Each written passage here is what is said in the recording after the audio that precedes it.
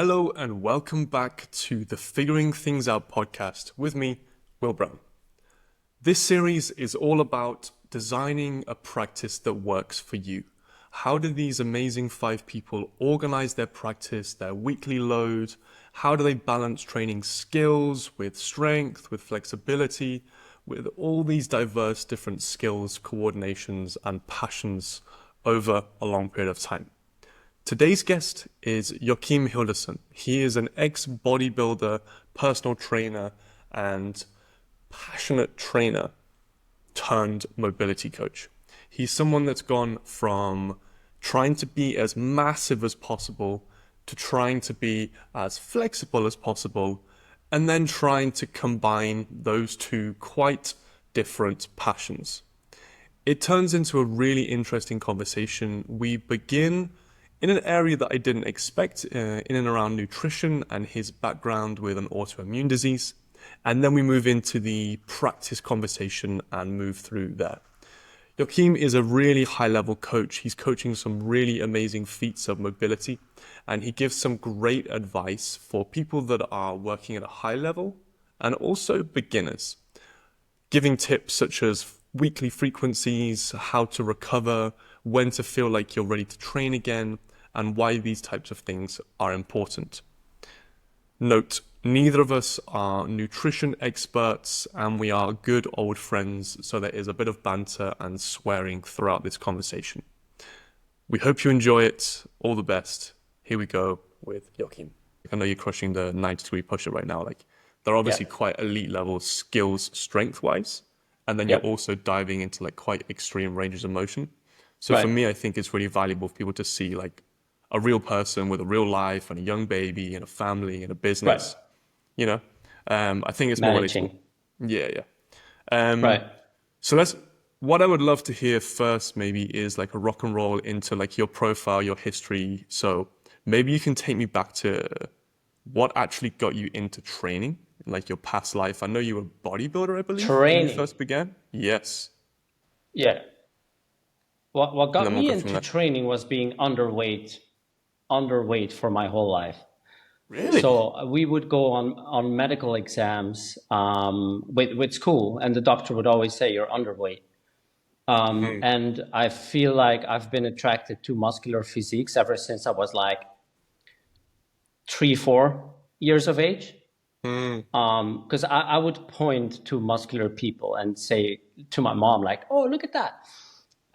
So I guess, it's always been in me. And obviously, growing up and people telling you are underweight, and also physically being skinny, I didn't really like that.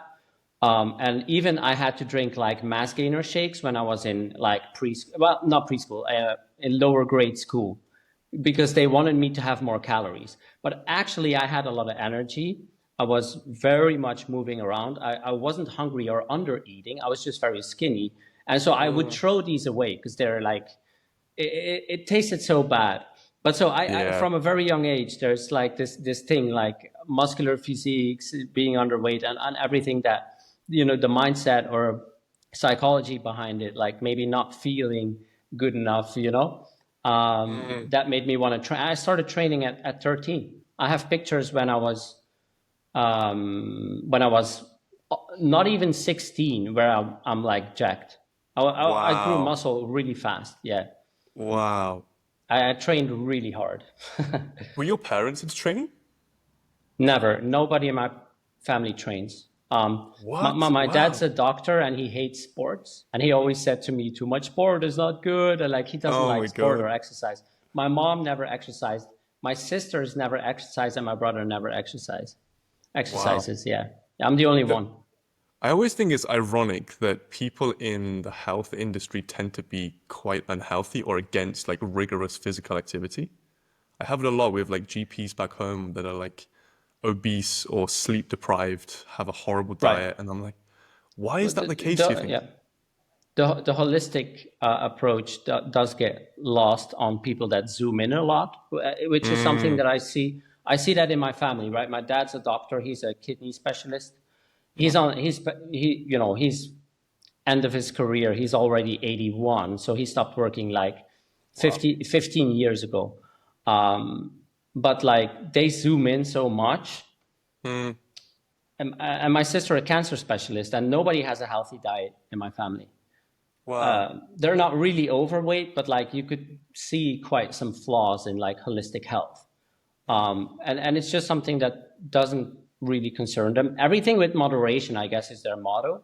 But I do see some really big flaws here and there. If we're talking about holistic health or things they don't take into consideration or don't seem to feel are quite important, which we don't zoom in as much. We're not as clever on like deep levels of kidneys or whatever, but like oncology. we see a lot more of like what is holistic health and how to apply it, and then also not be as susceptible maybe for certain problems that arise from more unhealthy lifestyles. Yeah. I wonder, there seems to be quite a weird thing about zooming in too much.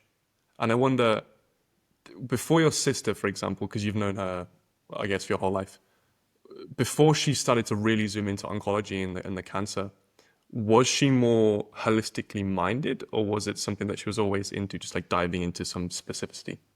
Well, you start going to school at 18 years old and study 7 years to become a doctor, and like I think most people before 18 don't even like reflect on these topics, especially when we were growing up. Like it wasn't really you're living and you're eating things that you think are delicious, right? Rather than thinking in macronutrients. Like that didn't happen at all. And my sister also, she's very smart, but she's not very capable as of physical attributes, let's call it. Like we would do tennis together, and she would bounce the ball in the sky like every fucking time. Like top spin, whatever, like never happened, So like it was always one of these things where, they just never considered those things, like being healthy. When you're very young, like being healthy is not really on your mind because you can get away with so many things, right? You just eat, you just live, you do whatever, and like the body gets away with everything. So usually as we age, we find more importance. Yeah. I want to ask, like, so I really find with family and people close to me, communication about our work and this niche is quite difficult. Do you find that, especially with like quite specified health professionals in your family, how do you go about communicating more holistic opinions? I don't communicate any of my opinions because I will never really be. I mean, they're kind of proud of my work or what I've kind of achieved, traveling the world and doing workshops, and they really kind of value that, but they would not take advice from me like about anything. So I don't. Those are like topics we don't really. Yeah, maybe there's a slight thing here or there, but even the way I eat, like in their opinion, it's quite unhealthy.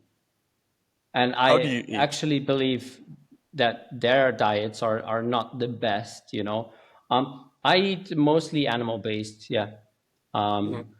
So that's a controversial topic in itself, huh? I mean, like it's really not mainstream knowledge that would be perceived as healthy. But obviously, like if you have my history with like autoimmune disease, that's quite serious. 4 years of medication, being told that you have to be on medication for the rest of your life, probably. Right. And then like going carnivore and like seeing all your problems disappear and going off of medication forever, because I haven't taken medication for 6 years now, I think. Wow.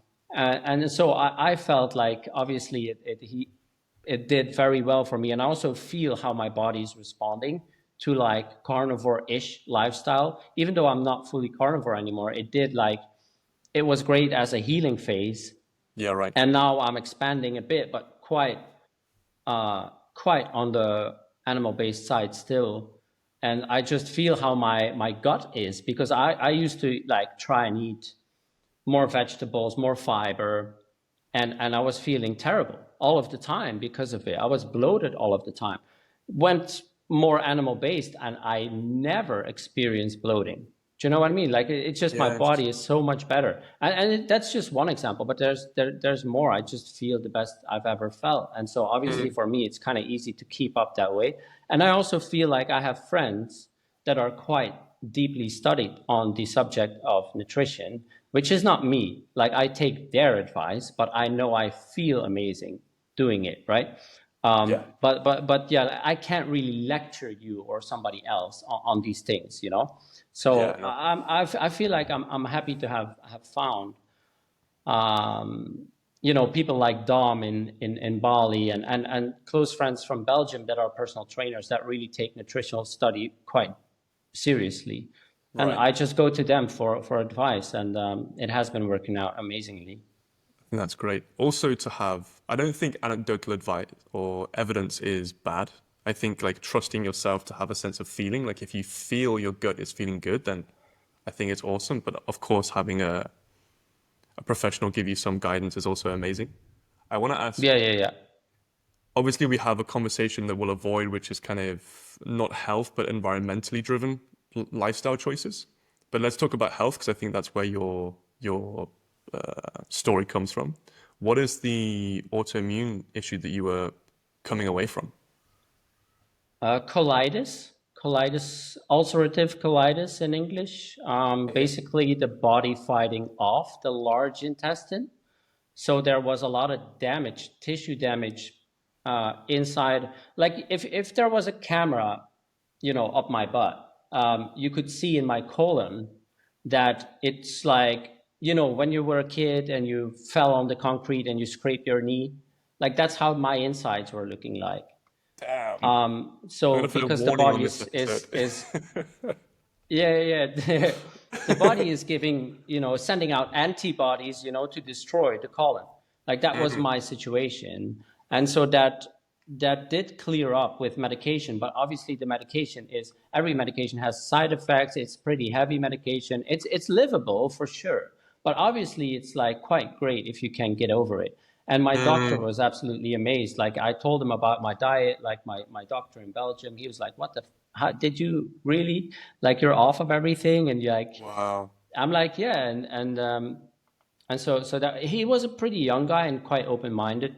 A lot of people aren't really like that. And that's so, great. uh, Yeah, but yeah, if you take a camera of my colon right now, like you'd see a healthy functioning product, which is quite awesome. nice, you know, That's because being evidence. 27 and shitting your pants and stuff like that is not really nice.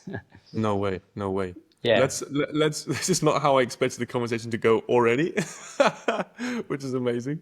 I wanna I wanna talk a little bit about the nutrition, specifically. So, obviously, so I had a similar experience with acne when I was young, like before Right, we first right. met back in the day, and I had like horrible skin, which is again I think some kind of autoimmune issue in my case. And I actually went fully vegan. And I think that the important thing that I learned from that was not that the specific diet was the answer.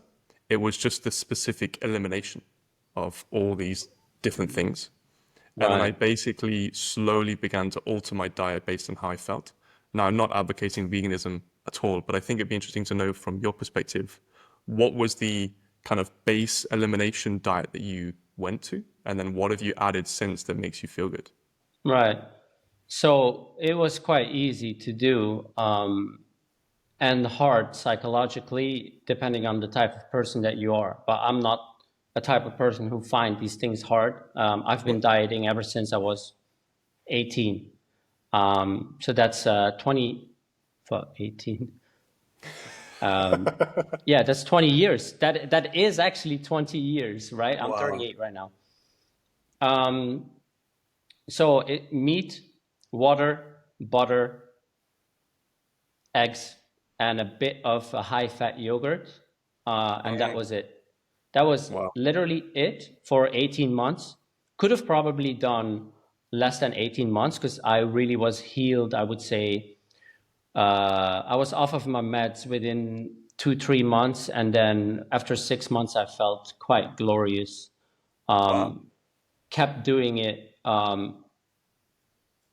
because obviously if something works, you don't really want to give that up. But the first thing I reintroduced was honey, and I didn't have any problems. I'm a very slow eater, so eating a large quantity of meat sometimes, would get me satiated quite fast, and I wouldn't be able to eat more. And sometimes if I didn't optimize my macros, I might have been under eating slightly. But actually on carnivore and with my type of body, it's easily fixed with just increasing fat.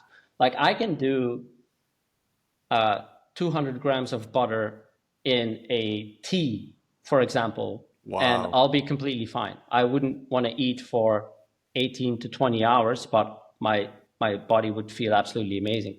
It's an extreme example. I've done these things before, like taking fasts of 36 hours because I was going to fly and I didn't want to eat anything on the road because I was carnivore. So I would put hot water, tea, and like 200 grams of butter.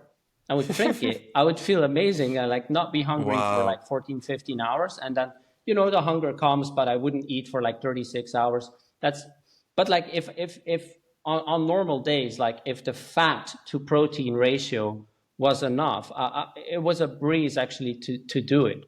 But you need to figure out like what that ratio is specifically for you. And because my eating style is quite slow, I get satiated quicker, so I need to have higher fat and moderate protein to have enough calories and just be fully functional and not undereat, That used to be my thing, yeah.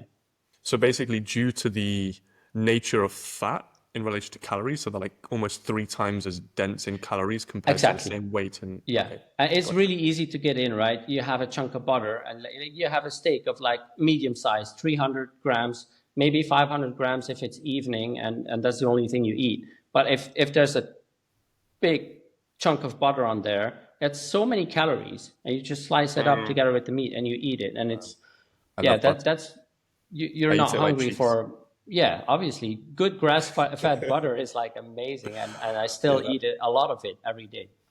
My grandparents are both in their late 80s and still doing pretty good, and they've eaten butter like cheese on their bread every day of their lives. And it's not evidence, but it's... I see, I see though in like my family and my girlfriend's families where people are aging, that they used to eat like the normal good butters because we're from a farming area, right? Belgium, all farmers. So they would eat all the butter, and now it's like all of that, like they switch to all the plant oil things. And I'm like, don't switch your regular good grass-fed butter to fucking, the canola oil or sunflower oil butters. Like I don't think they have the same health benefits. But yeah, they do seem to be making that switch, and I'm like, I'm trying to get them back. Yeah. Let's go. So you mentioned something earlier that I want to pick up on. You said with my type of body. What do you mean by your type of body? Right. Well, I mean, like people seem to not all respond to the exact same protocol, I would say, like nutrition wise or maybe even training wise, So like dealing with high amounts of fat is like a breeze for my body. If my girlfriend travels to Belgium and I'm alone and I'm very lazy, I'm going to eat like meat and butter basically. And my body will never feel better than those times because I'm skipping out like most carbs even and fruits. And even though I handle those decently, there's like nothing where I'm never, ever bloated like one bit. Like I just deal with it so well. I'm satiated. I go long periods without food, and I don't know. I just feel amazing. So that's a bit. And I feel like not everybody like you could maybe deal with those amounts of fat, maybe because at least that's what I hear people say. I don't know if they've done it correctly or like skipped all the other stuff, and maybe it's a combination of things that make you feel not good. But you do hear a lot of people saying like, yeah, give me a bunch of fat and I'm nauseous, which to me is like, it just fuels me and I'm good to go. Yeah. For me, I have to balance it a bit with some carbs. Like I think I'm so used to having carbs my whole life Yeah. that it's It's almost easier like and I a, like it. Yeah. yeah, like a Honey, learned fruit. helplessness almost. Yeah. Yeah. I Yeah. just very specific about my carbs, I guess. Like I right now, because I'm dieting quite hard right now to get that lean shape back. I gained weight after my son was born, and I was like, I miss those abs, I need them back.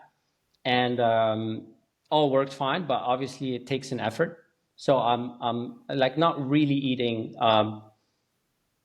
too much like potatoes or grains, these types of Interesting. things. I eat fruits and honey, like not even honey at this moment, but I would if I like the source of carb.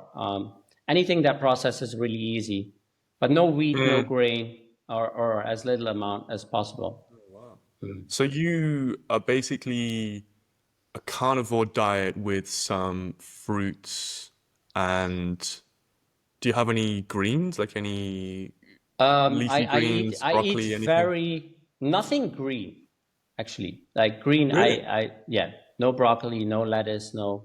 I don't like green stuff, and also it was things that my body was reacting to back in the day. Like I would eat Oh, okay. broccoli and it would feel like shit. Mm. So there's some. I've noticed that I do carrots very well, and I Mm. do mushrooms very well. Like no issues at all. And maybe some like tomato sauce with some spice, like let's say like if you have half a kilo meat and you do like some tomato sauce over it, clean source, no vegetable oils in it other than olive oil.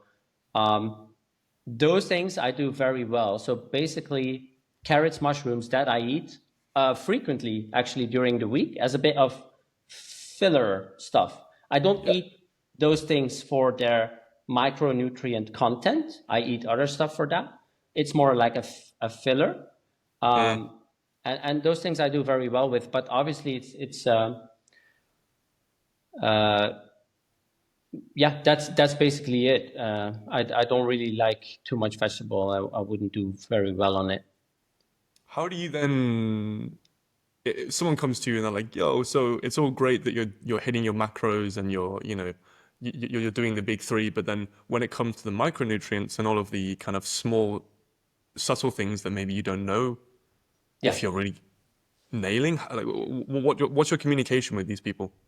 Well, I think, yeah, we've been growing up thinking that like greens are the only thing that kind of have the micronutrients, and then you look at what's in liver, you look at what's in actual just steak. um, it's nothing but like macros with micros. Like there's a lot of micronutrients into these types of foods, and if you kind of, even if you're fully carnivore and you kind of balance a bit of organs together with the classical meats, you're going to get all of your micronutrients. Within 18 months of being strict carnivore, I had my blood tested 3 times and I had perfect panels, Wow. no shortages, nothing. And so now, obviously, I also have the fruits, right? I eat bananas, I eat apple, I eat pears, strawberries, all the fruits that are around. So it's even easier to get like good micronutrients in. So together with a meat-based style of eating, I don't think you will have many shortages. Amazing. Hmm. Um, let's move before we spend the whole conversation on a nutrition deep dive. I feel like I could talk about nutrition all day long because it's Right. such a, what's the word, subjective and complex topic. And I feel like when I'm working with anyone and they ask me for nutrition guidance, I say no because I just don't have the Yeah, depth of same, knowledge or confidence to be like, same. this individual needs this, you know? I think it's Yeah, such a big, yeah, it's a, it's a tough one.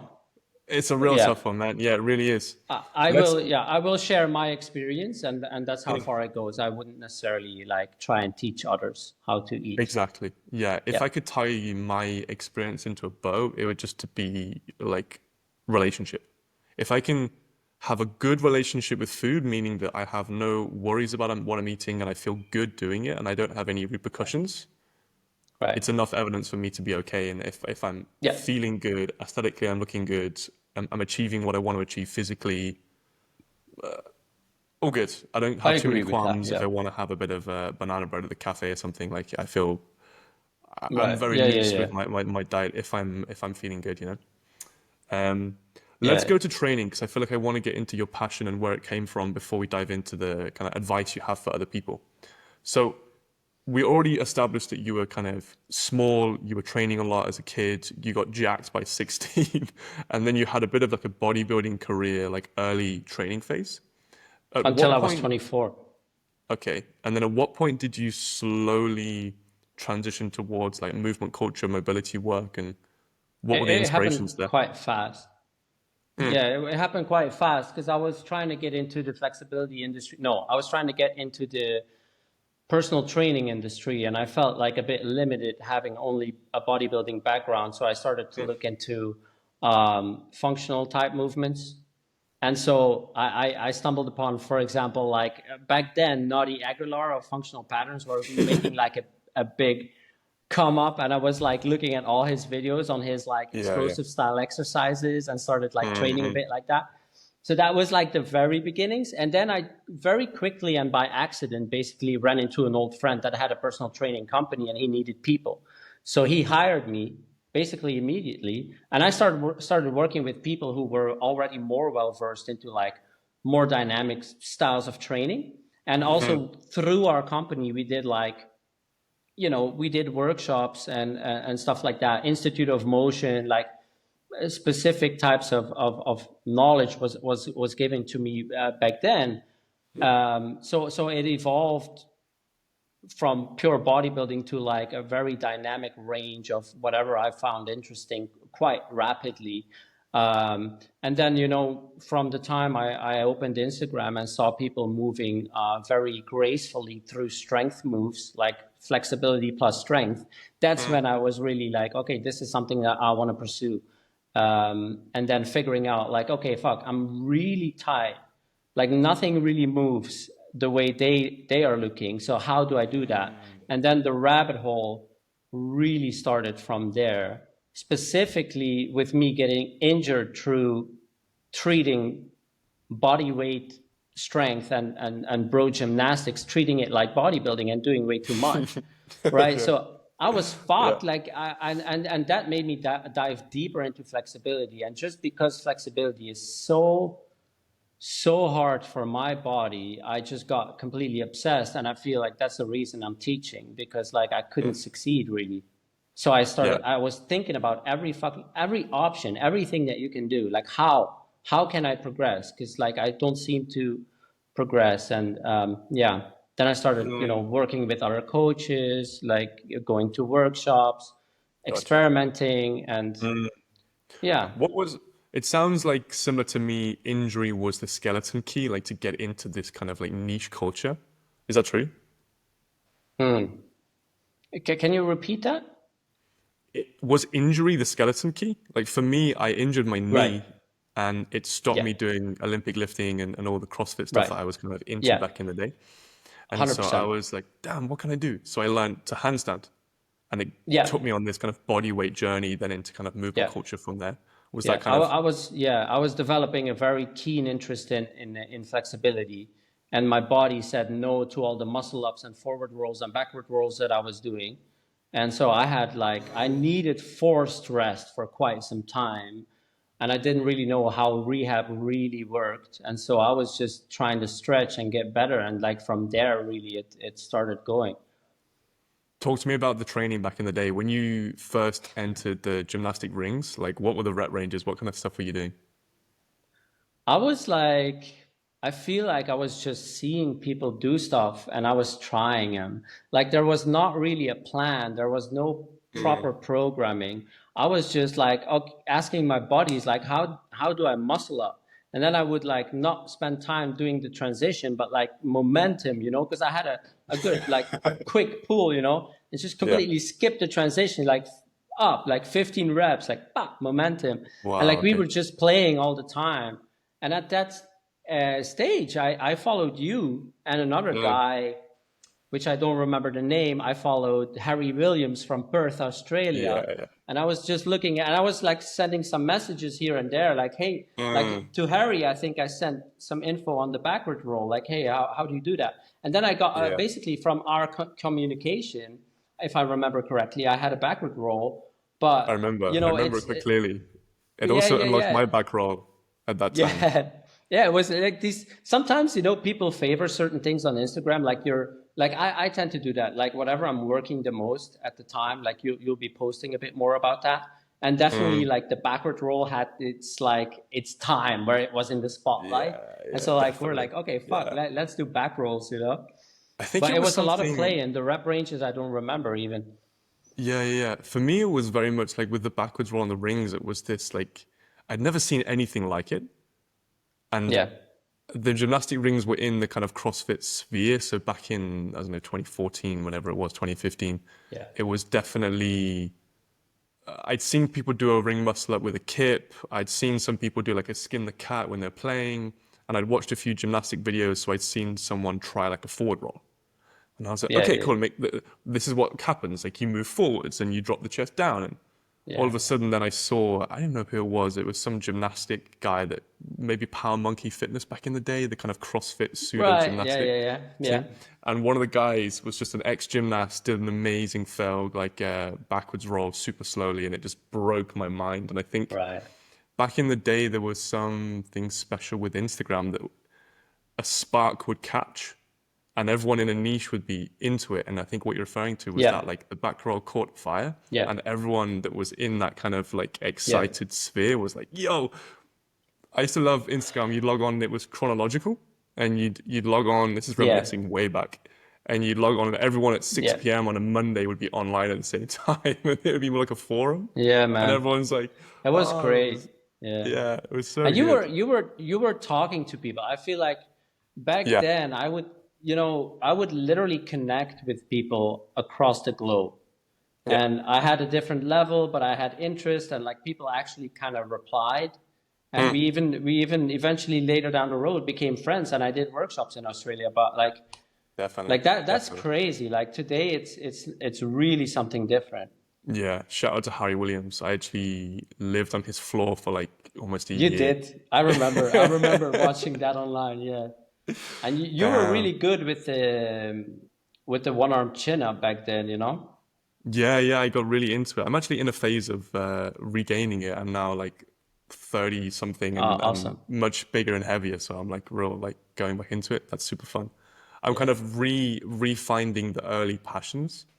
I'm not sure if this is the That's same great. for you, but this is maybe an interesting point to talk about. So when we were young, especially in those days, I think at the time, 21, 22. I'd like just went through university. I had not much of a responsibility, living with my parents, like training as much as possible every day of the week, no rest, and could sleep 10, 12 hours a night, no worries. I could just recover like a beast. But I progressed through quite a lot of skills in quite a rapid succession. And then I kind of lost value for them. And it was almost like, that wasn't so bad. What's the fuss of learning the forward roll? And it wasn't until later when I then dove into like acrobatics and parkour and kind of completely forgot about my strength practice, lost all the strength skills that I was like, actually they're really interesting and there's value there and there's depth there. And it's almost like returning now as I'm older and I'm seeing them from a whole different perspective. Did you find the same thing going through your Yeah. journey of like refinding value in things? I think so, a lot. I'm actually going through a period right now where I'm trying to refine my training style. Like really like finding the training style that fits me. And and I'm 38 right now. And you were talking about when you were younger, and that was like early 20s. So for me, when I started flexibility, I was already almost 30, right? But Wow, yeah. it's quite similar because like I was a personal trainer in a gym, living like a very relaxed lifestyle at the end of the 20s because I had like a bit of a different path before that. Yeah. And it was all about the same things, just training, sleeping, and training clients. So I couldn't sleep as much because I had very early work. But I did have that initial passion for strength, you know, from bodybuilding into rings and all the other stuff, even just regular single leg squats with 100 kilos on my back, you know. Well, how do you call it? Bulgarian split squats, right? No Oh, pistols or right, stuff right. like that. I was But going to say, well, Bulgarians, like, yeah. And then for me, I didn't necessarily progress quite quickly through a bunch of skills. Like I got hurt quite quickly and got like deep into the flex and like zoomed in and got obsessed because it was so hard. But then that same passion though for strength is really reappearing as we speak right now. Like a holistic view of one, I want to look aesthetically good to a certain degree because I have that past in bodybuilding. I want to be a certain type of lean, let's say. So that's one aspect. I want to be a bit muscular and conditioned, like, you know, basic dips and stuff like that, right? I'm reintroducing all that stuff. I want to have some skill. I want to have some skill and I want to have some flexibility. yeah. And like for my knowledge, I felt it imperative years ago to drop most of the things that I liked in the pursuit of more flexibility, or at least figuring out an understanding of how it works. What is worth my time? What is not worth my time? And I've done experiments on my body for 2 years long that ended up not working, you know, in the flexibility industry. Like I've Wow. tried everything to see what the impact is on a body that, you know, isn't necessarily the best for it. But I'm kind of through that now in the sense that I really want to enjoy what I do. I feel like I've learned enough. Like for my knowledge, I've done all these things and it's been helpful, but it's also very frustrating to a certain degree. And you do give up things that you actually enjoy a lot. So I'm really finding that style of like, I want to be able to do a 90-degree handstand push-up. It actually brings me a lot of joy. I want to be able to do stalders, things that my body my body has a bit more natural talent to do these things, right? Than like, you know, grabbing my feet in a back bend. It's just never, dude. It's just never going to happen, these things. So like, can I expose my strengths in flexibility? Because I have strength. My body is made for compression. I have shoulder dislocates. There's things that really work well. Keep having those really good, but can I add skills on top? Can I have the physique that I want and a certain strength level? And that's really, and it's a blessing. It's really actually pleasant. I love training at this moment. Awesome, man. That's great to hear. In my mind, when I think of you, it's either insane plantar flexion, like the toe point training that you had or were doing was wild, and the crazy shoulder extension / dislocate work that you do. Yeah. These to me are far outside the normal. Like we work in a niche, right? So movement training is already a niche. Like the goals that people have are maybe already outside the norm. Like 90-degree handstand push-up is outside the norm of most people. But I would say the goals that you chased, at least previously, were even further outside of this niche norm. Would you agree? Yeah, I think so. I think, for example, the toe point training, definitely not going to say that people didn't do that, because I actually found out later that specifically swimmers tended to have certain warm-ups where they actually did like plantar flexion raises. I didn't know that. But like, you know, we were in a specific bubble that was, you know, our Instagram, and because back at home, I was the only one doing what I'm doing. Like there's nobody really in my, so I was really watching you guys and just the internet. And so I remember just, structurally, my feet are like a ballet dancer, right? So It's that's wild to see. genetics. Yeah. Yeah. And I was eating a sandwich after my work as a personal trainer in a nearby bar. And in my head, I was like, I'm training sissy squats. But what if I plantar flexed and just pushed up And the next day I went to the gym and I No. was just, okay, plantar flexion, knees up, and I went up. And I was like, okay, that's Wow, cool. that's insane. And that's when I started posting about these things. And then eventually, Yeah, like, loaded a barbell on my shoulders or yeah. whatever. That's Um, iconic for me. and and Like, and and, and yeah, I just thought of it as I was eating, and it was really funny, and that really got some eyes on me back in the day, because actually this week two different people told me that I was talking to that they follow me from back in the day, that I was doing the crazy plantar yeah, flexion stuff. yeah, the OGs, the OGs. Yeah, Was that like a social media stunt, or was that something that you were like, "Hey, this is going to be I like"? was back in the day just experimenting with whatever I could, and Uh-huh. I found movement and training just very interesting. So Mm, it was natural to come up, like it was a genetic strength of my body, and then to add it with quadriceps strength is like a natural conclusion for somebody who plays around mm, training all day in this type of style, I think. Yeah. yeah, And the funny thing is that people find it quite impressive, um, and it, to a it is a certain super degree, it impressive. really, yeah, it's impressively looking, but it's not L- hard. Let's paint the picture so And for everyone at home that doesn't know or hasn't seen what's going on. So imagine you're kneeling down, your toes are pointed, and how the hell do you even initiate the movement? You extend the hips first? What do you do?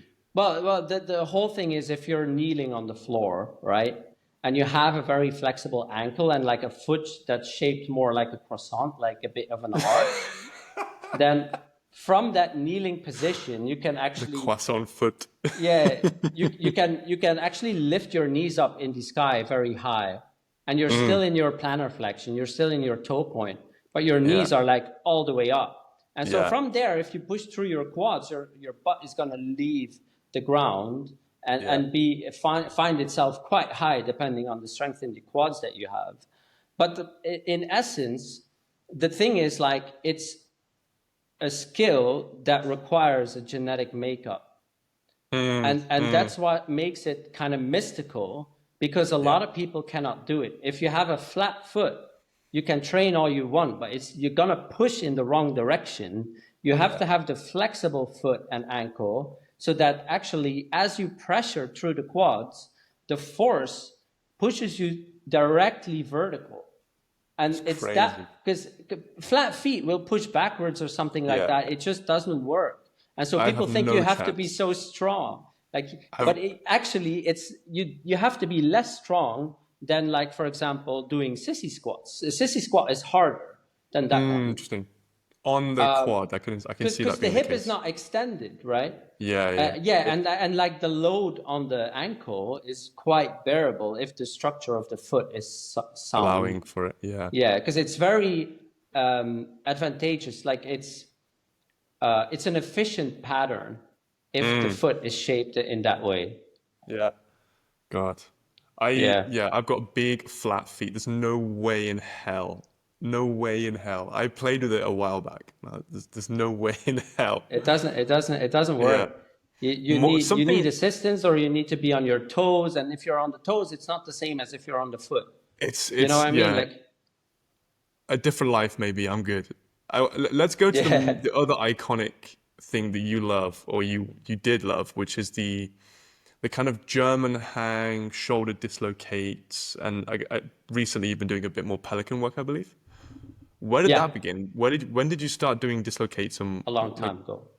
A very long time ago. I think Mm, I'm doing dislocates close, probably 7 years. So mm, probably a year after I was interested in flexibility, I started playing with it.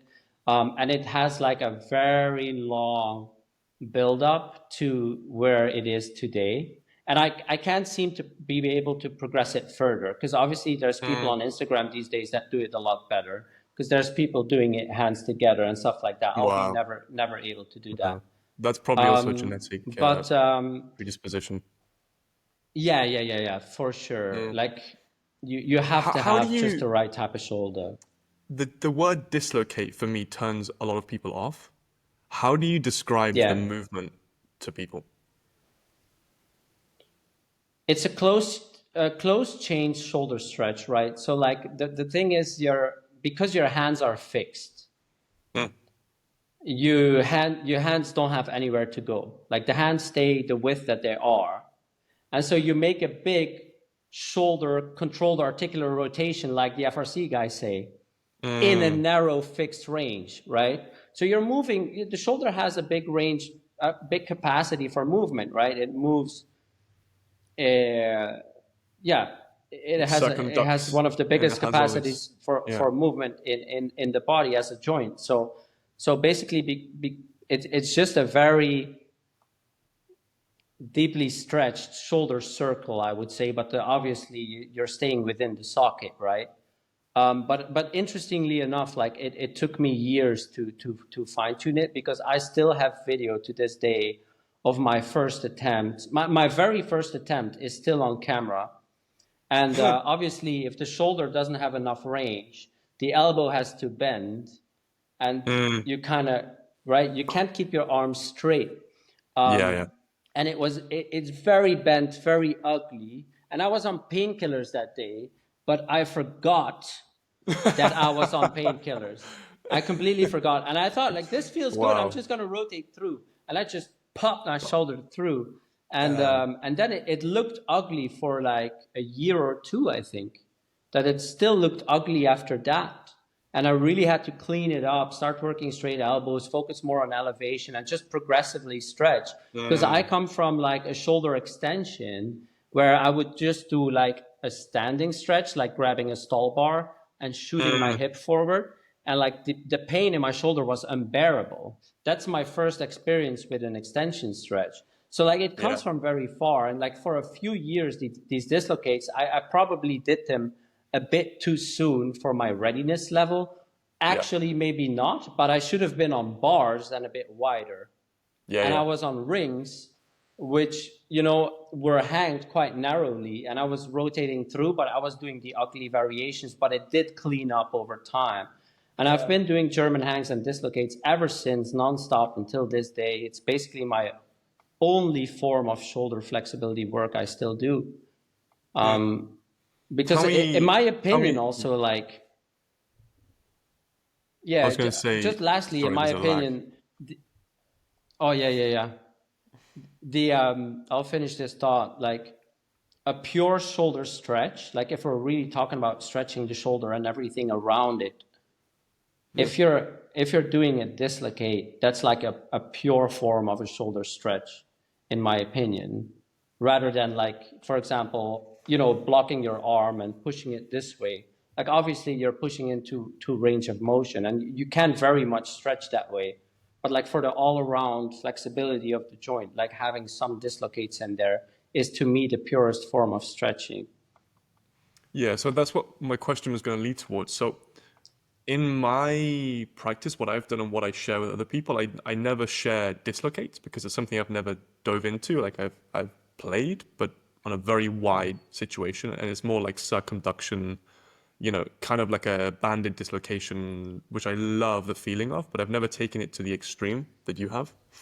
For me, I see like flexion, so lifting the arm over the head, extension, lifting the arms behind the body, and then the kind of scapular work in between.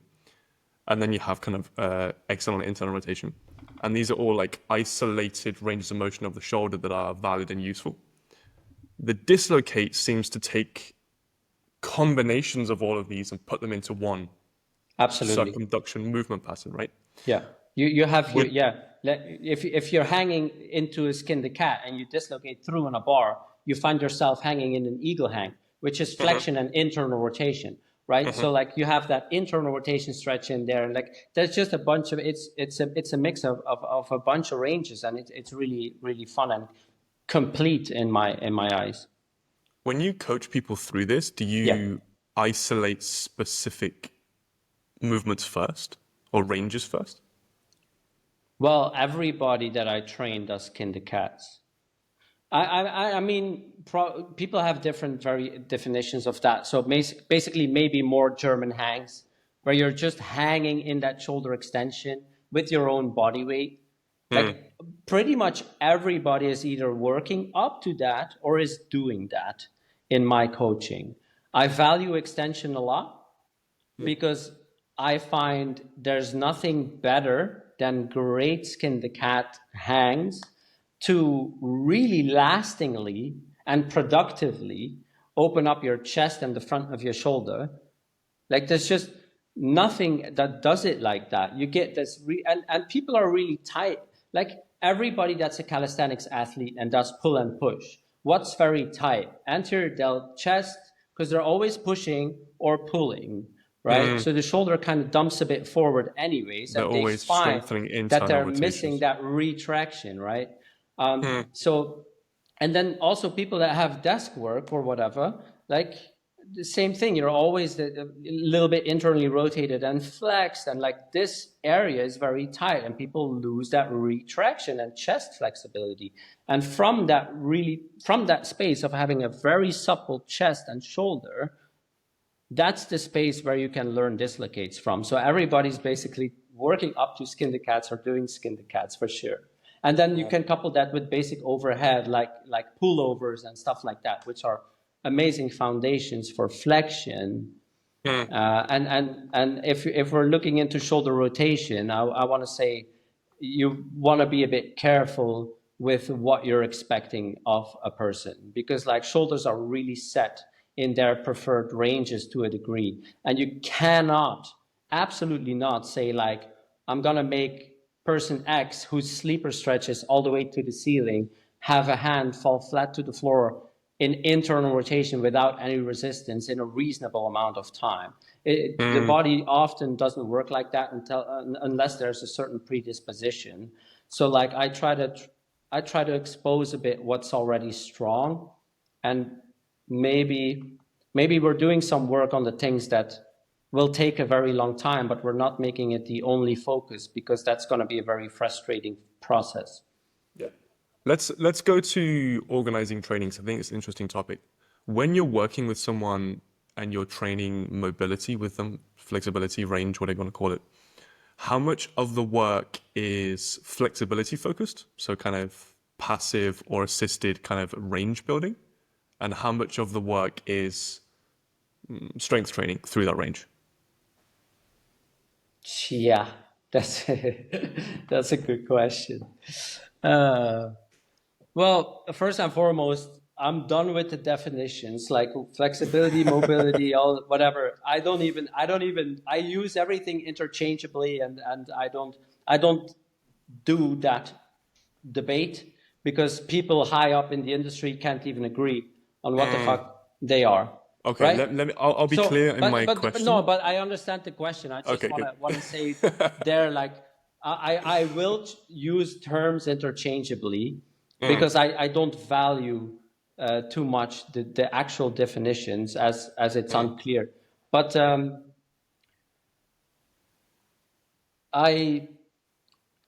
it's hard to say what the ratio is, because it will be very dependent on the person. I will say that I am a firm believer in the fact that any type of stretch is a productive stretch in the right environment and context. So I will never have a mindset of everything needs to be strong or everything needs to be another way. I don't think it works that way, because every time you think you found the pathway, somebody comes along and proves you wrong, because you want to give them strength, but they need softness. And it's always like that. People just respond to different things in a different context. But I do obviously have my favorite positions that I like to work towards, because over the years I've kind of found out like, okay, these positions are programmable on a large scale and people fit a certain level, and then this regression or progression fits them. So usually it will be a mix of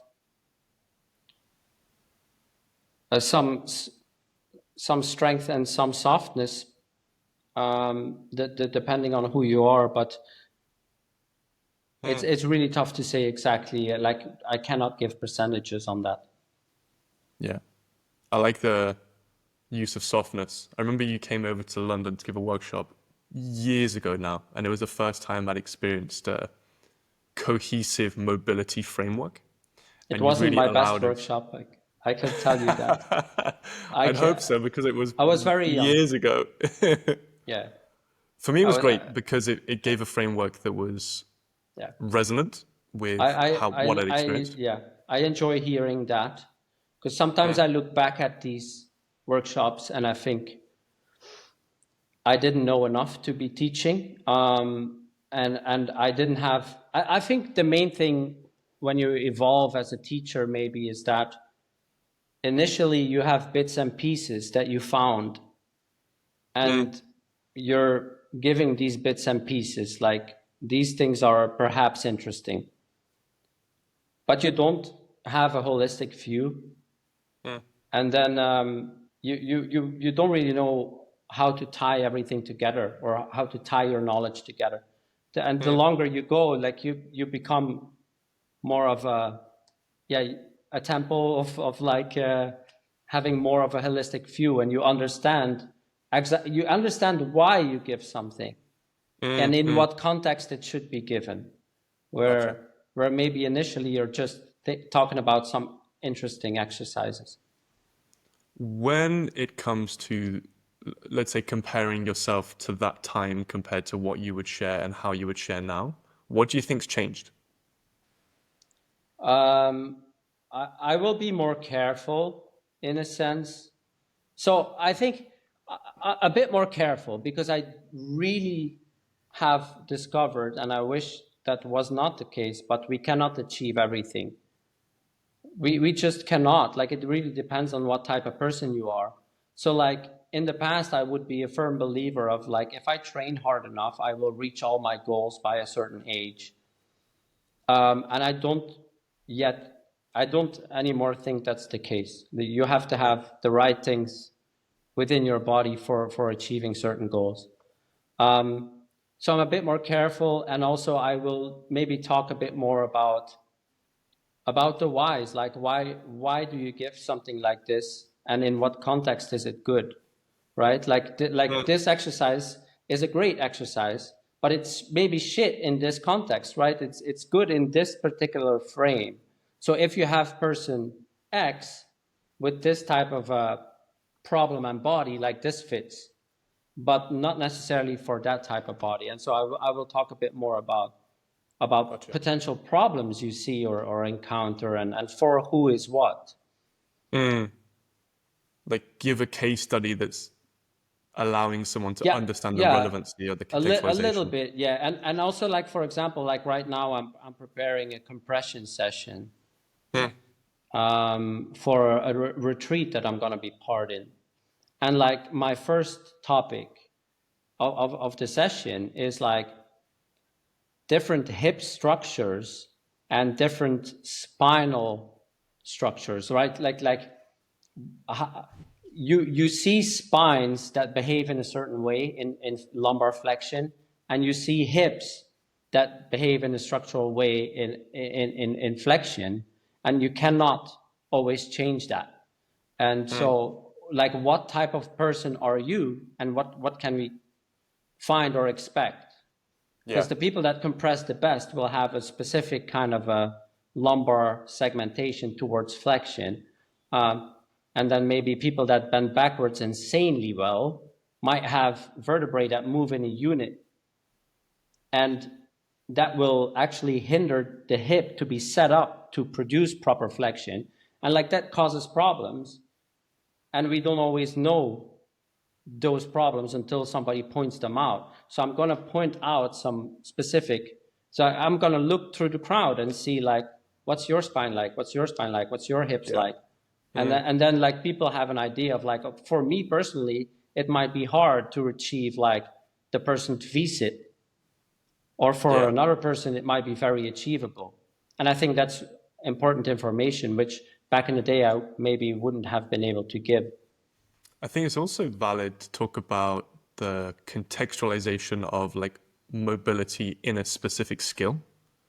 Something that I find is that it's quite hard to motivate someone, or for myself, for example, I find it very hard to motivate myself to chase a specific range of motion without having a clarity on the application of it in, for example, a skill.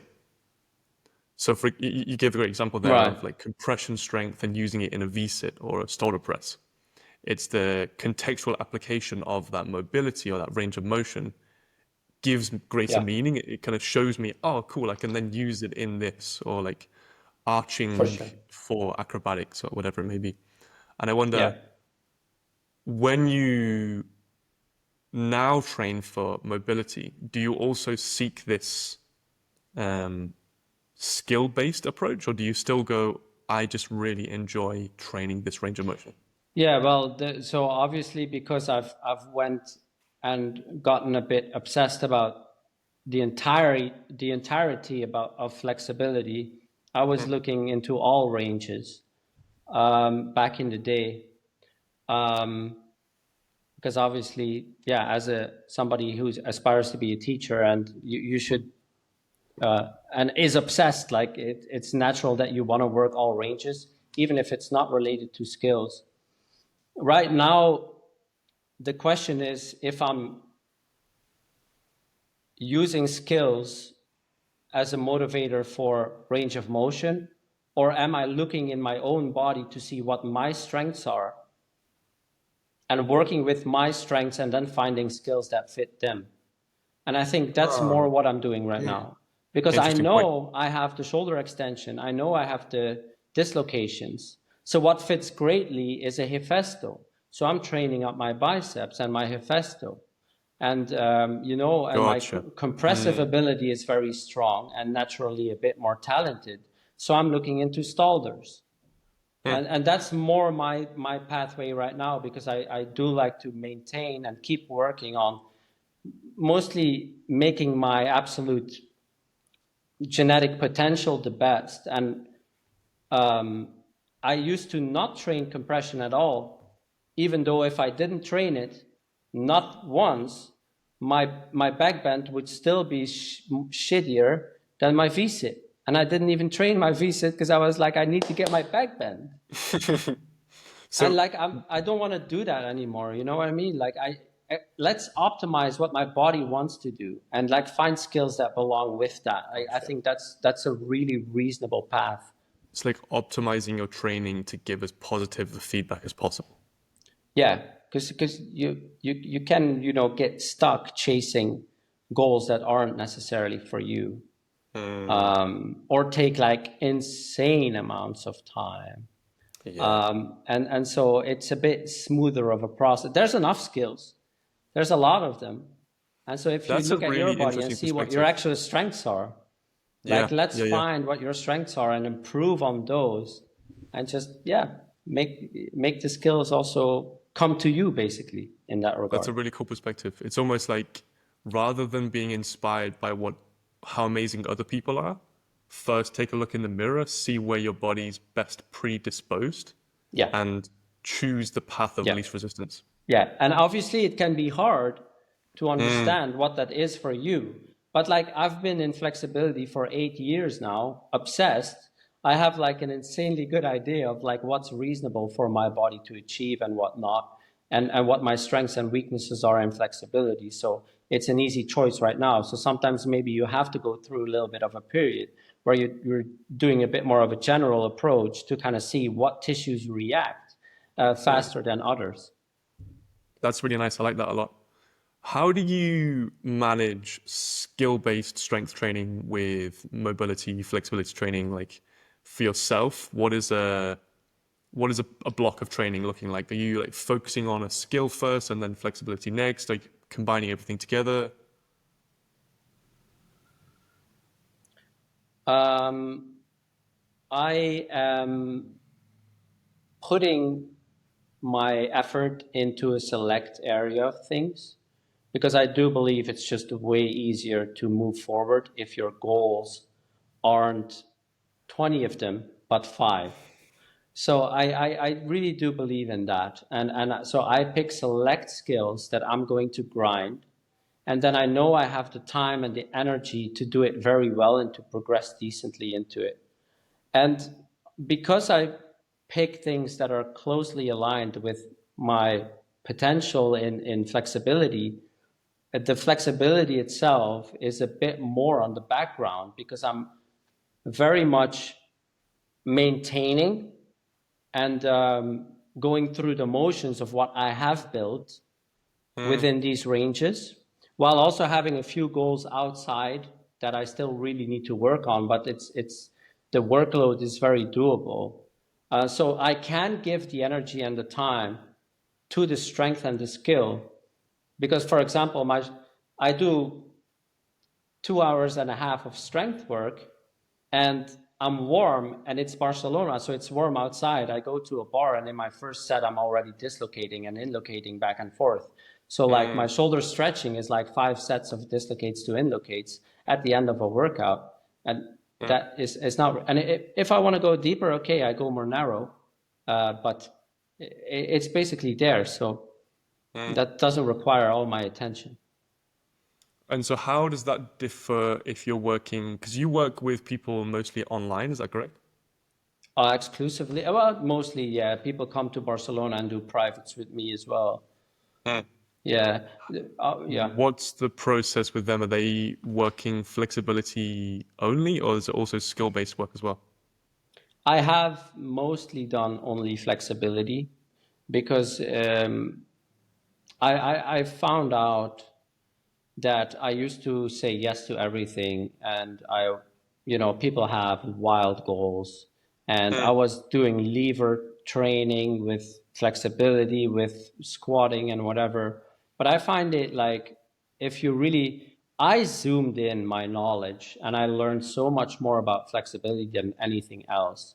So at a certain point, I was like, hey, like there's better coaches for the bodyweight strength stuff, like at least at this moment.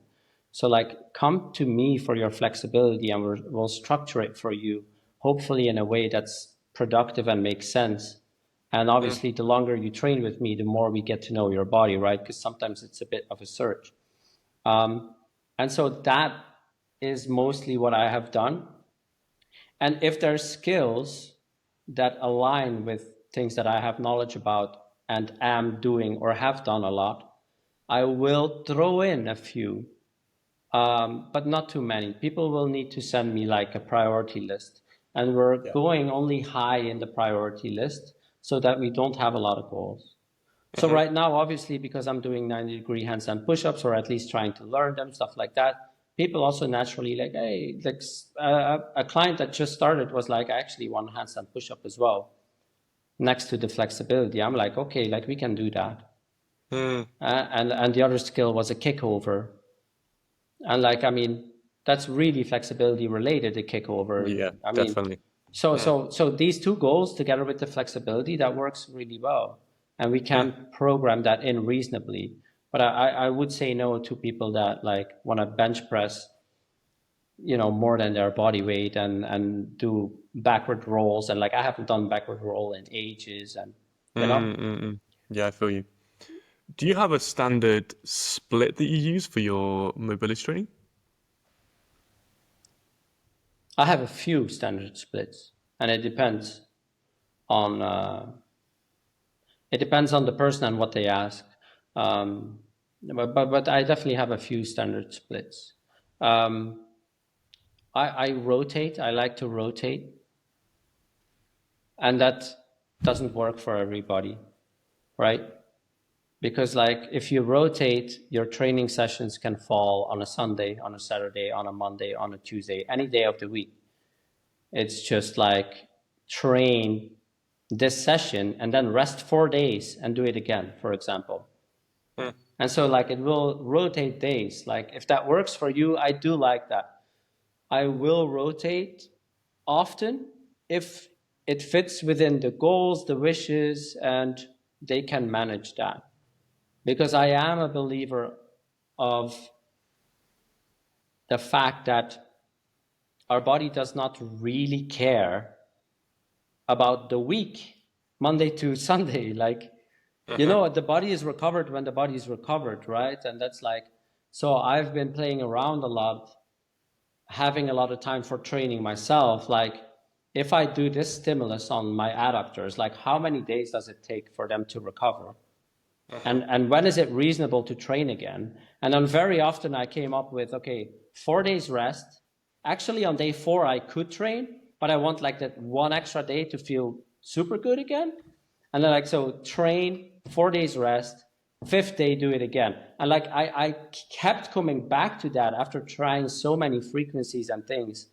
And that I could make that really work with myself, specifically if the sessions are a bit more intense. Not necessarily like crazy volume, but like you definitely have some strength elements in there. Like think like some isometric split type things, some Jefferson curls, some skin to cat, stuff like that. If you want to recover well, the rotating every 5th day split works decently, at least up to a point where maybe you start feeling like, okay, I recovered too good.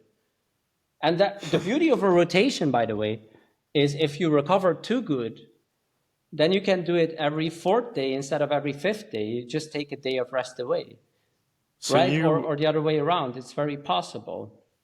this training day is focused on like one area of the body?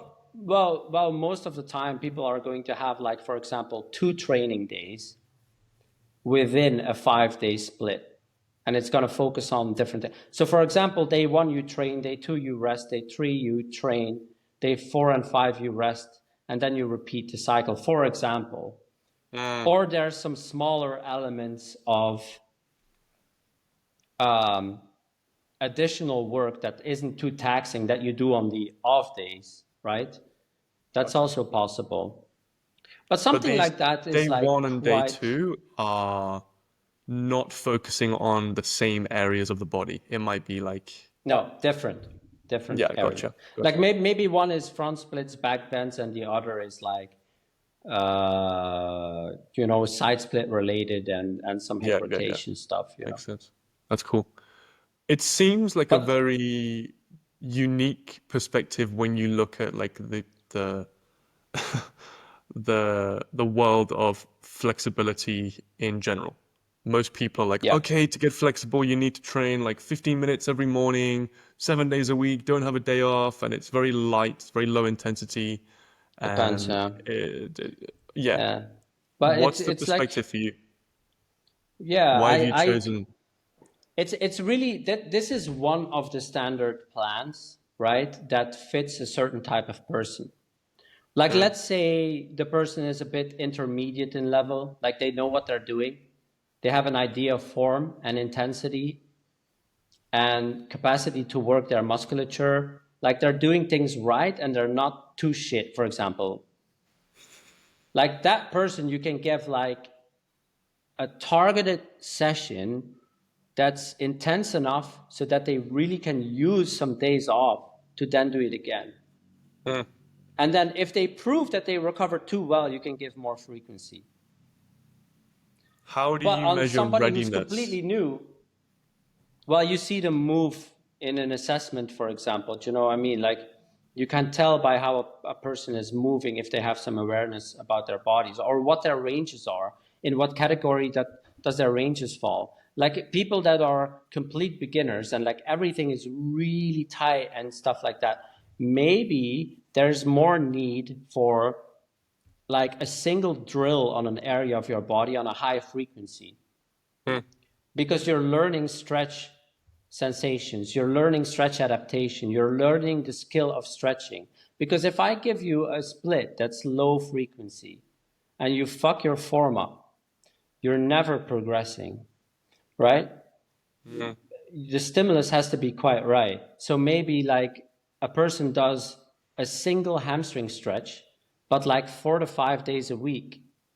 And the hamstring stretch is easy enough that they can do the form well. Like that would be fitting for a beginner more, right? Yeah. Rather than like warming up your hamstrings basically and then going into certain strength moves, right? If you fuck that up, you're not going anywhere. So it also depends on the level, what frequency you might give. And I think like for very basic levels, I'm going to go specific focus, more high frequency with like not too many drills per area. and they learn the specific positions over and over and over, but it's a bit softer. Right? And then you progress them to like maybe a harder stimulus, lower frequency. But in general, I think it's definitely not perfect. I just came to my own conclusions because at a certain point in my career, I had nobody to learn from anymore. Like not even everybody wanted to train me. Like I couldn't ask any coach to train me because I was competition. Do you know what I mean?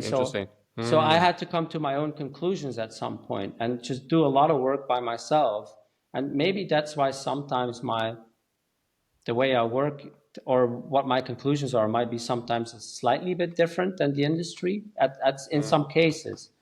But yeah, it's also been a blessing, I guess. But in general, I really love people to prove to me that they can handle more work before we give them more work.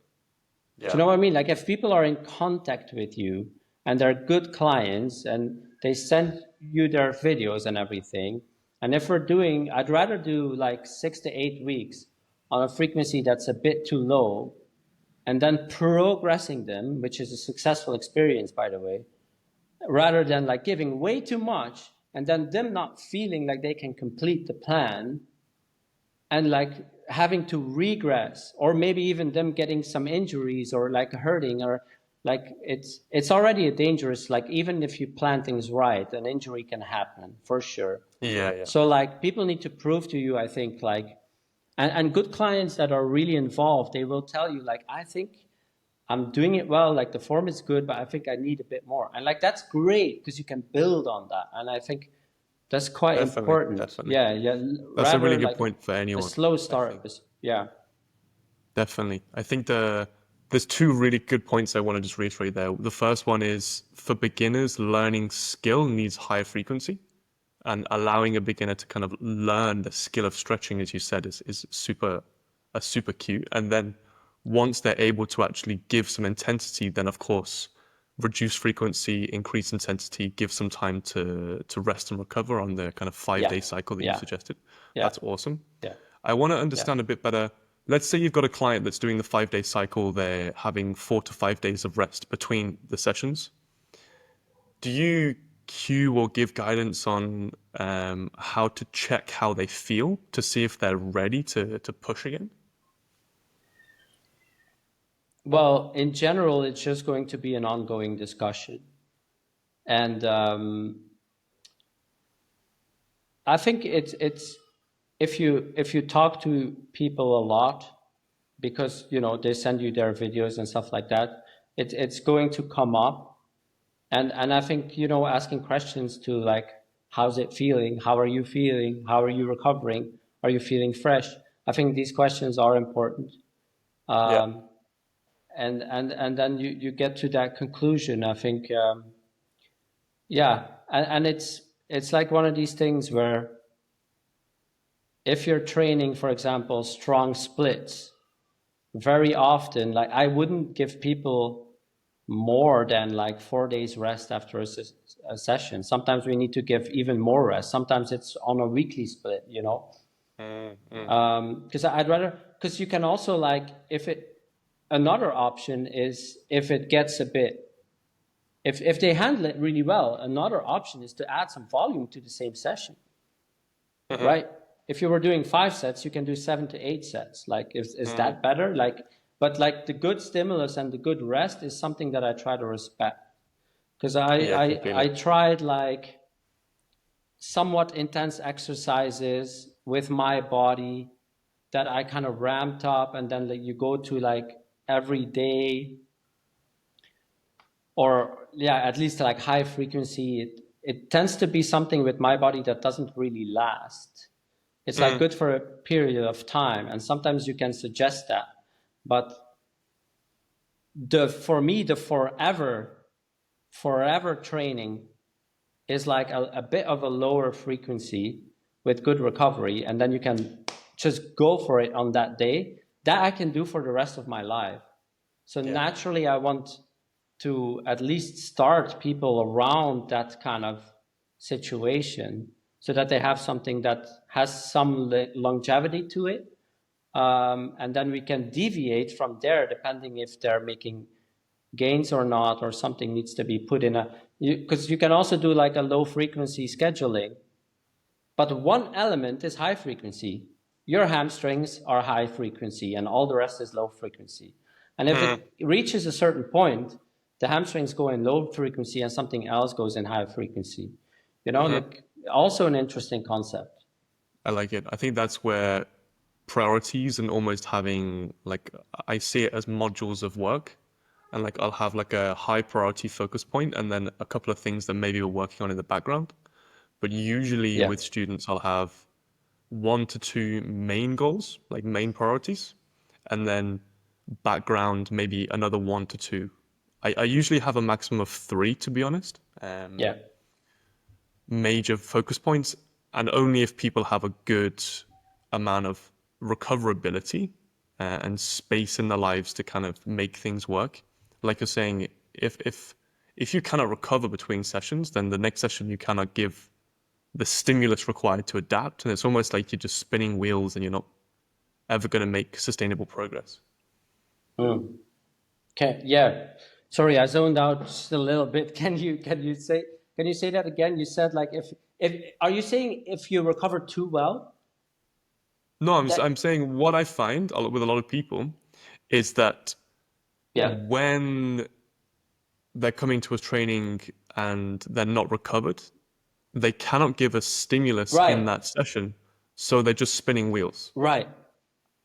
And I think recoverability is hugely important with the coach. Oh yeah, 100% agree. We do. Man, if your body feels recovered and kind of really feels like giving you signals that you want to train again, like that's such a great space to be at. And like sometimes you train too much and you don't realize it. And so what you do is like eventually you take a deload of a week, or you go on a holiday, you come back and everything is so much fucking better. Like, you're like, oh my God, I was training too much. And like I've looked for that a lot, because I had that a lot in my past, where too much training led to either injury or I didn't notice it and I deloaded and I felt so much better.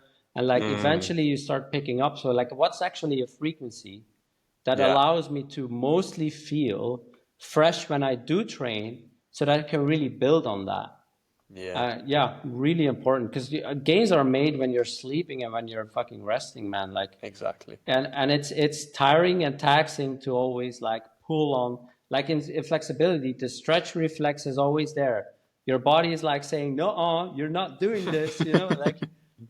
And so obviously, having that recovery, because I'm on Reddit like as well. Like I follow like flexibility page on Reddit.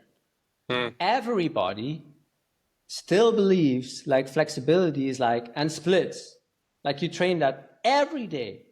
I'm new to splits every day from now on, and I'm like, every day sitting in a split, that's like, that's so taxing, dude. Like only the best of genetics obviously get through that, because the stretch reflex isn't that aggressive if you're genetically gifted, right? Like everything feels decently. But then if you're the opposite side, like everything is fighting for their life, and you're getting sore, and then you're repeating that every day. It's just it's a recipe for an injury for sure. And also I think the soreness is then a limiter of range of motion. So actually you're just eventually going to show less and less range, and it's almost like you're regressing. And I really feel like people beginners have this perspective. I see it a lot, where they come and I give them a phase, and I do the same thing as you. I'm like like their mom almost, designing a program, like giving way less than they want. And they're like, oh, but I can definitely do more than this. What about 2 times a day? And, I got some young guys that are students, and they're like, oh, but I can definitely do like 2 sessions a day and blah, blah. And then they don't give it any vitality or energy to a session. They're just completely wrecked. I'm like, what do you expect? People need to learn. And like the thing is, I've really noticed that with like giving simple exercises, somewhat simple, it's still a stretch. And a stretch can always be intense. A stretch can always be intense depending on the intent that you give it. But like, let's say a simple exercise, and I would call it daily. Like you do this daily, and you see like that one single exercise for like 3-4 sets of not even too crazy makes people sore if they repeat it long enough. So stress accumulates every day, like you're recovering, but you're recovering 60% or 80%, and 20 to 40% of soreness kind of lasts, and you don't feel it for like 8 days, and then all of a sudden you're sore as shit and you need to rest. So daily work, in my book, never means daily. If I say daily to somebody, I actually mean every day that you feel good enough to do it. And I think that's really important, because stress accumulates and it's different for different people, even if it's a single day that you repeat every day. So you take 2 days off, and you feel great again. But ignore that and you get problems. Do you also work with deloads? Like for me, when I work with students, I call them reloads.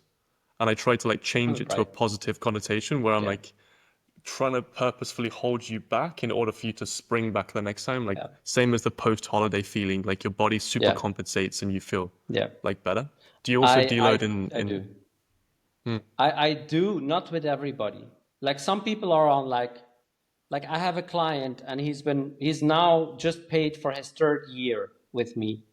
And he's on such a relaxed kind of, it's not relaxed, it's work, but the stimulus is spaced out. And he's just chugging along. And every now and then, naturally, an event comes up where there's a natural deload.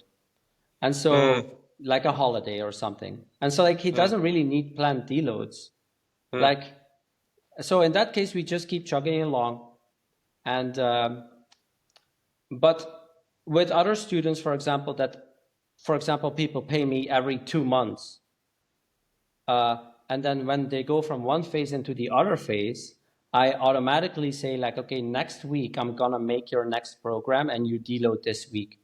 And that's quite, 8 weeks of training, 1 week kind of rest, and then so forth. That's what I do. Yeah, that's kind of nice. It's because it's always nice to rest a bit and then just pick it back up. I say like a play week. It's like off program. You can test a few things that you've been working on, like for sure. Go easy, eat some more, sleep some more, see some friends, whatever. But you don't do the planned, structured work or the hard isometric splits. You just leave those out, regenerate, and just come back a week later, nice and strong. Yeah. I think you said it well before about like the strength and the softness and balancing. For want of a better word, energy or stimulus on the body, and the difference in gear is also really important. If you're only ever doing like hard out, like max gear, like efforts on the body, it's only a road to a disaster or burnout, I think. And I'm aware of and also, go on.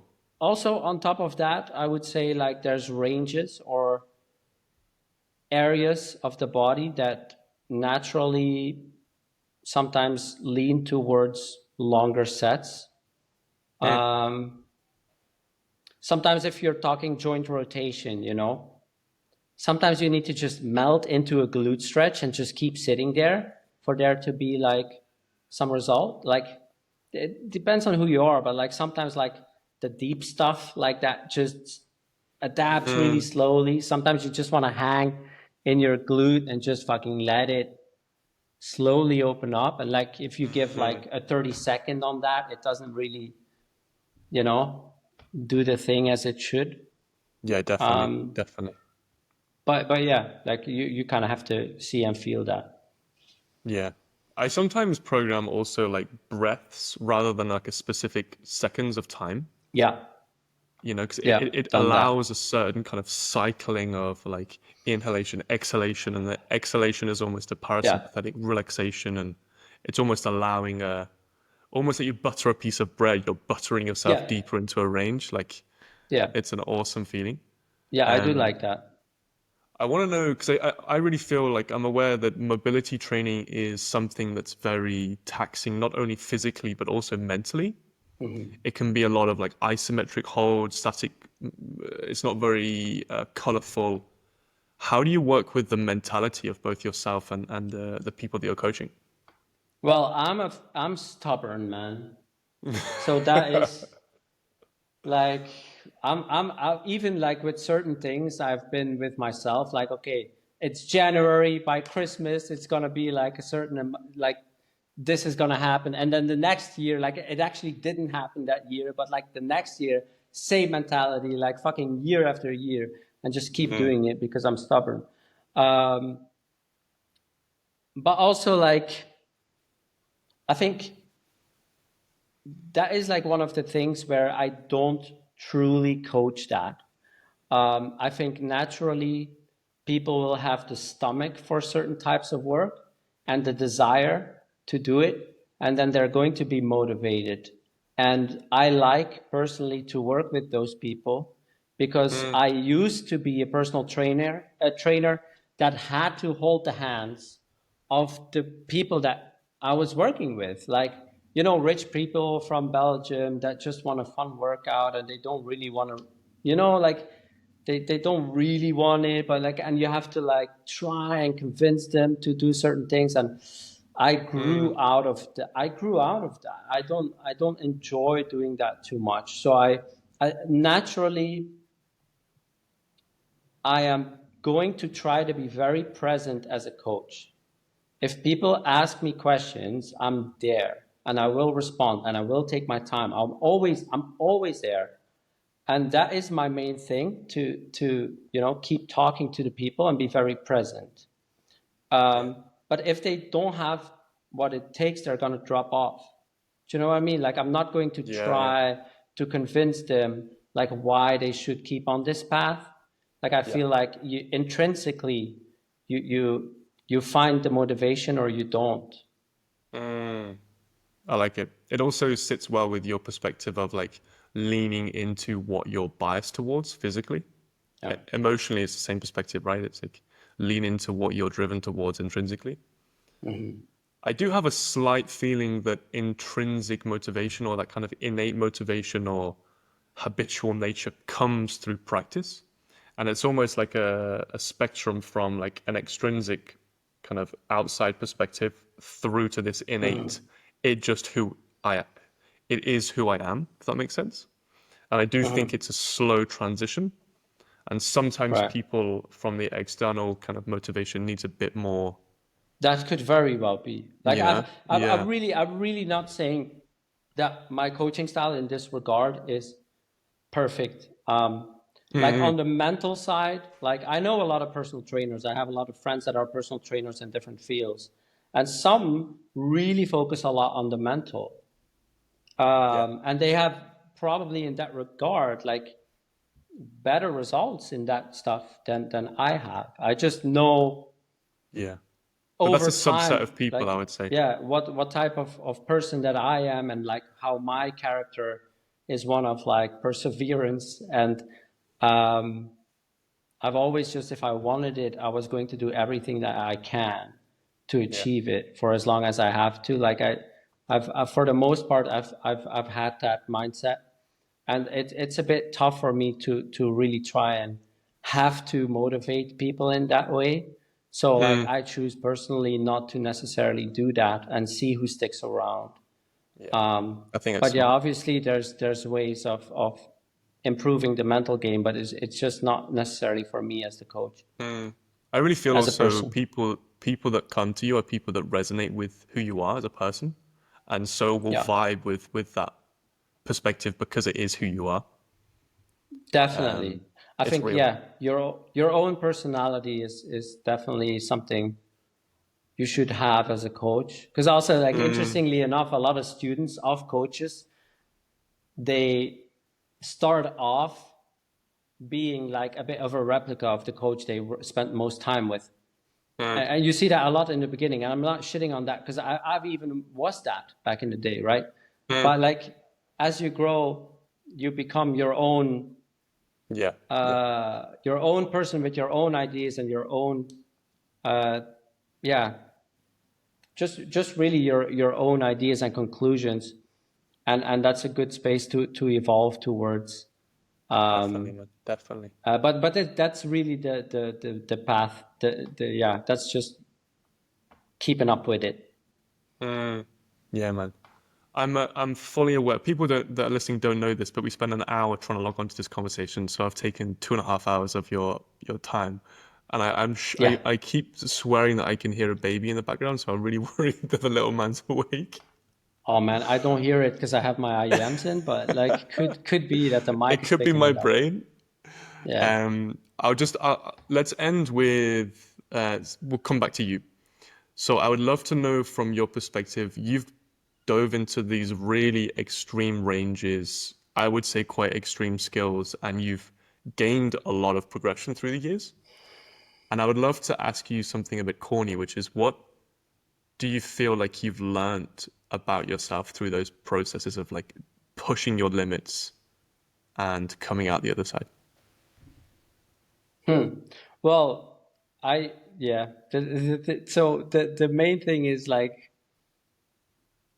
obviously you see the good, I guess from the outside looking in, and I know there's a lot of things that have endured less than desirable results for the time that and effort that I've put in. But obviously, I also have to say, like, there's definitely things that I've done very well over the years and have achieved. But I think the main thing is it's a reinforcement of you are like a type of person, I guess. And when I was a bodybuilder, people gave me like a thing to do, and I would religiously do it. And I kind of kept that mentality from like 13 years old to now 38. And it's a bit of a reinforcement of like realizing that I'm a person, I don't give up. And like that is like the biggest realization. Like I have been like somebody that just keeps grinding, even if it's very, very tough to do. And I guess I don't know if it's a good quality, but yeah, that's the biggest realization. It's who you are, man. It's sick. Yeah. And final question, because I've always wondered and I have no idea what it is, but Jack Russo, Yeah. Russo, I think. What is that? Jack Russo, yeah. That is actually, well, I made a joke into my brand is the basic thing. Because when I started getting to know the people of Australia, Harry Williams, etc., and like we did some retreats together and I did some workshops over there. And obviously I was around a very English Australian crowd that couldn't pronounce my name. Like Joachim is hard to pronounce for them. So they started calling me Jack. And I said, if you're going to call me Jack Russo, because I thought it was actually a famous actor, but I was mistaking it for the French philosopher Jacques Rousseau. And so Jack Russo was born and people called me Jack Russo, and I was like, okay, that's my brand. And since then it's the Jack Russo method. And to this day, people ask me like, hey man, who the hell is Jack Russo? I've been looking around for him, and like, is that your mentor? And like, yeah, that's so funny. So hilariously, my girlfriend's in marine biology, and so Jacques Cousteau is like a really famous French philosopher, marine biologist, blah blah blah. philosopher. So when I heard like Jacques Rousseau, I was like, "Wow, it kind of sounds weird like that." I wonder if that's the case. So I'm stoked that I was weirdly close with that. That's great. Yeah. Funny, brother. Thank you so much for the time. There's some real nuggets Thank there. you, man. I hope they can come clear to people. Where can people find you, your work, and what's the best way to contact you? Still Instagram after all these years. I'm always there reading my chats. So my full name, Joachim Hilderson, is still my Instagram account and the best way to reach me. Amazing, brother. Thank you so much. Thank you, bro.